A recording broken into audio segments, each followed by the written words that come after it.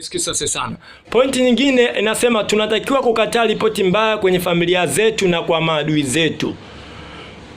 Mungu aangalie vigezo, akiamua kukuinua kwenye ripoti yako anakuinua. Anza kukataa ripoti mbaya. Kuna familia ambazo ndani yenu unaweza ukawa unapokea taarifa baba yako amefariki, mama yako amefariki, mama yako anaumwa amezidiwa. Sijui kama atapona. Babu yako anaumwa amezidiwa, sijui kama atapona. Kataa hizo ripoti mbaya.